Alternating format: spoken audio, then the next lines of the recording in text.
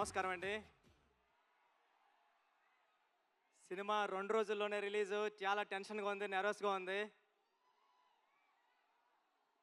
ఇక్కడికి వచ్చిన మంత్రి గారికి, దుర్గేష్ గారికి, ఎంపీ చిన్ని గారికి థ్యాంక్ యూ సార్.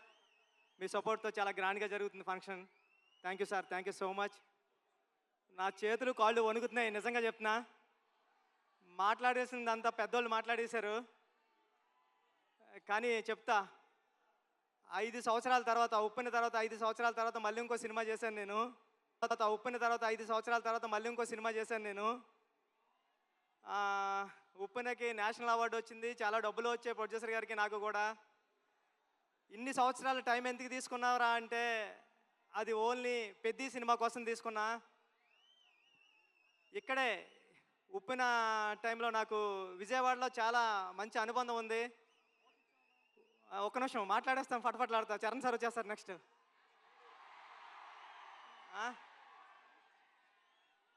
ఉప్పెన నేను ఇక్కడే నాగార్జున యూనివర్సిటీ దగ్గర సైకిల్ తొక్కుంటా రాసుకున్నాను స్టోరీ. నేను ఫాదర్ అవుతున్నానని డాక్టర్ గారు చెప్పింది కూడా విజయవాడలోనే.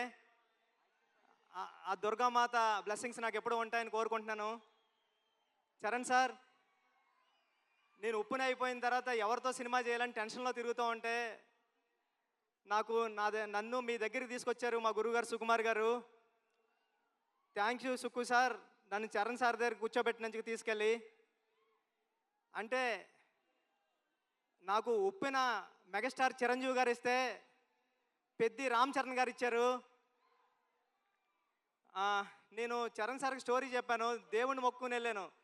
ఒక్క కరెక్షన్ కూడా చెప్పకుండా, స్వామి దత్తాత్రేయ స్వామి ఇది ఓకే చేస్తే నీకు రుణపడిపోతానని.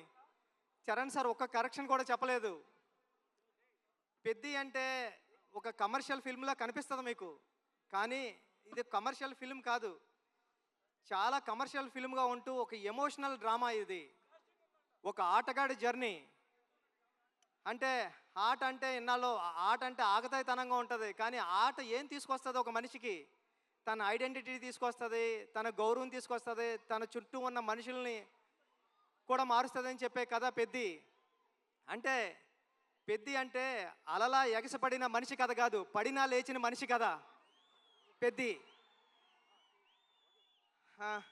టెన్షన్గా ఉంది. చరణ్ సార్, అంటే ఈ జర్నీలో మీతో గడిపిన రోజులన్నీ నాకు గుర్తున్నాయి. షూటింగ్ డేస్ నుంచి మీరు ఎక్కడున్నాడు కూడా కనిపిస్తలేదు నాకు. షూటింగ్లో నేను కొత్త, అంటే సెకండ్ ఫిల్మ్కే ఒక స్టార్ హీరో డైరెక్టర్ నమ్మివ్వడం అంటే మామూలు విషయం కాదండి. ఉప్పెన అయిపోయిన తర్వాత, చాలా హిట్ అయిపోయిన తర్వాత చాలామంది అసిస్టెంట్ డైరెక్టర్స్ హైదరాబాద్లో కనిపించినప్పుడు కానీ కాల్ చేసి నాకు మాట్లాడారు, అన్న ఇంటికి వెళ్ళిపోతారనుకుంటే మా అమ్మ మా నాన్న ఇంకొక 2-3 సంవత్సరాలు ట్రై చేయరా, బుచ్చిబాబు లాంటి ఓడే డైరెక్టర్ అయ్యారంటే మీరు అవుతారని. అలాగా అంటే ఒక రెండో సినిమా డైరెక్టర్కి ఒక పెద్ద సినిమా స్టార్ డైరెక్టర్ సినిమా ఇవ్వడం అంటే మామూలు విషయం కాదు సార్. నన్ను నమ్మారు, నా కథను నమ్మారు. అంటే ఒక నిజాయితీగా ఒక కథ రాస్తే, పెద్ద కథ ఒక దర్శకుడు రాస్తే, ఒక నిజాయితీ గల హీరో ఆ కథను నమ్మి చేస్తే ఏంటి అన్నది పెద్ద తెలుస్తుందండి. పెద్ద నేను రోజు చూస్తున్నా. ఇప్పటికి నేను 50 టైమ్స్ నుండి 100 టైమ్స్ చూసా. పెద్ద చూసిన ప్రతిసారి సెకండ్ హాఫ్లో లాస్ట్ 40-50 నిమిషాలు నేను ఎమోషనల్ అయిపోతా. నా కళ్ళంటే నీళ్ళు వస్తాయి. సేమ్ టైము నా చుట్టుపక్కల చూసిన వాళ్ళు కూడా అదే చెప్తున్నారు. వాళ్ళు చాలా ఎక్కువ చెప్పారు, నేను చెప్తే బాగోదని చెప్తలేదు. చాలా మంచి సినిమా తీసావురా, చాలా బాగుంటుంది సినిమా, అందరూ చూస్తారు అని చెప్తున్నారండి. ఈ సినిమా జూన్ 4th రిలీజ్ అవుతుంది. ఫ్యామిలీస్తో వెళ్ళండి, మీ కిడ్స్ని తీసుకుని వెళ్ళండి.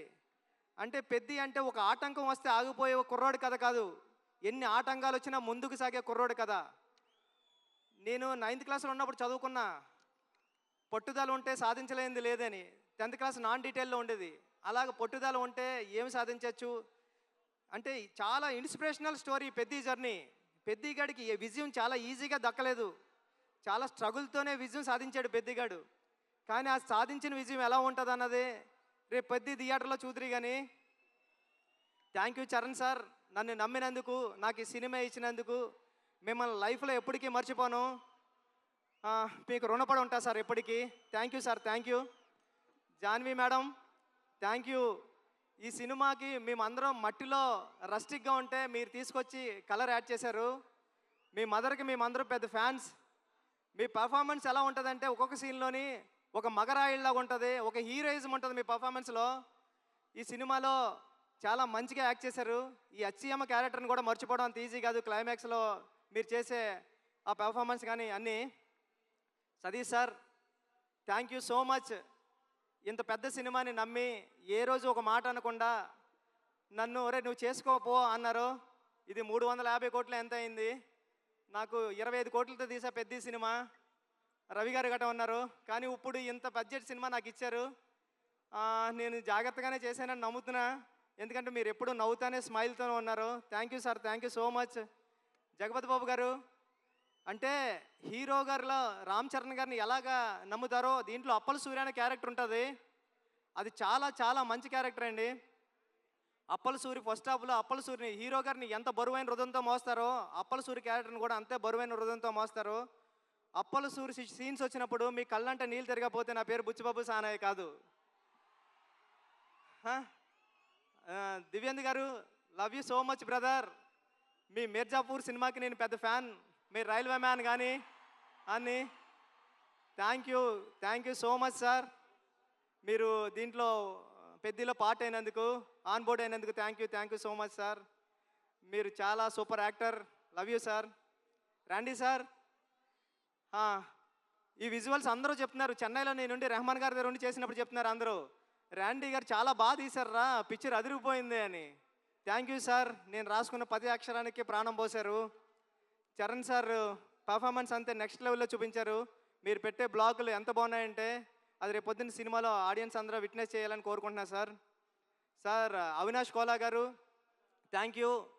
చాలా సెట్లు వేశారు, ఒక 20 సెట్లు వేశారు. వేసి చాలా మంచిగా న్యాచురల్గా తీశారు అవినాష్ కోలా గారు. ఆర్ట్ డైరెక్టర్ అవినాష్ కోలా గారికి థ్యాంక్ యూ. ఏకాంబరం గారు, కాస్ట్యూమ్ డిజైనర్ ఏకాంబరం గారికి చాలా న్యాచురల్గా తీసుకొచ్చారు, ఆయనకి thank you. AR Rahman sir, మీ చికిరి రై రై రారా హలో హలో అన్ని పాటలు హిట్. బ్యాక్గ్రౌండ్ స్కోర్ మీరు కొట్టినప్పుడు చాలా స్టైలిష్గా చాలా మాస్గా ఉంది. Love you sir. ఈ సినిమాకి మీరు మ్యూజిక్ డైరెక్టర్గా చేయడం అన్నది నా చిరకాల వాంఛ కోరిక, అది తీర్చారు. Thank you sir. Thank you so much. Charan sir, మళ్ళీ once again love you sir. మీరు లేకపోతే బుచ్చిబాబు లేడంతే. పెద్ద మీరు నాకు ఇచ్చారు. లైఫ్లో ఎప్పటికంటే నేను మాట్లాడలేకపోతున్నాను, నా చేతులు తిమ్మిరెక్కుతున్నాయి సార్. అంటే నర్వస్గా ఉంది. జూన్ 4th ఈ సినిమా వస్తుంది. మీ ఫ్యామిలీతో వెళ్ళండి, మీ కిడ్స్ని తీసుకెళ్ళండి, చాలా బాగుంటుంది. చాలా ఎమోషనల్ అవుతారు, చాలా ప్రేమిస్తారు. పెద్దిని ప్రేమిస్తారు, పెద్దిని లవ్ చేస్తారు, పెద్దితో ఆడతారు, పెద్దితో పాడతారు. పెద్ది మీ ఇంటికి వస్తాడు, ఒరే భలే చేశాడు రా చరణ్ గారు అని చెప్పుకుంటారు. ఒక సెకండ్ హాఫ్లో 4-5 సీన్లు ఉంటాయండి. చరణ్ సార్ పెర్ఫార్మెన్స్ ఎలా ఉంటుందంటే మీ కళ్ళంటే నీళ్ళు రాకుండా ఉండవు. Charan sir thank you sir. June 4th థియేటర్స్లో కలుద్దాం, ఎమోషన్ అవుదాం. Thank you sir. Thank you so much. Thank you sir. Thank you. Buchi Babu గారు, వెళ్లే ముందు I know you are very emotional already. అయితే వెళ్లే ముందు ఒక క్వశ్చన్. 10 సంవత్సరాల తర్వాత ఈ సినిమా గురించి జనాలు మాట్లాడుకునేటప్పుడు ఏం చెప్తే బాగుంటుంది అని మీరు అనుకుంటున్నారు? ఎలా చెప్పుకుంటారు? 10 సంవత్సరాల తర్వాత ఈ సినిమా గురించి గుర్తించుకోవాలంటే రామ్ చరణ్ అంతే. చరణ్ గారు ఈ సినిమా కథ ఓకే చేయడం అంటే మామూలు ఇష్యూ కాదు. రేపు పొద్దున మీరు స్క్రీన్ మీద చూద్దరు కానీ ఇలాంటి కథ ఒక స్టార్ హీరో ఓకే చేస్తాడా అని. స్టార్ హీరో ఎందుకు ఓకే చేశారు? ఒక కథను నమ్మితే ఆయన కూడా ఒక కథ నమ్మి మీ అందరికీ ఒక మంచి కథ, మన రూటెడ్ కథ, మన విజయనగరంలో జరిగిన ఒక కుర్రోడి కథ చూపించడానికి వస్తున్నామండి. Thank you sir. Thank you madam. Thank you Suma garu. Thank you so much. మీరు చాలా బ్యూటిఫుల్గా ఉన్నారు. Thank you sir.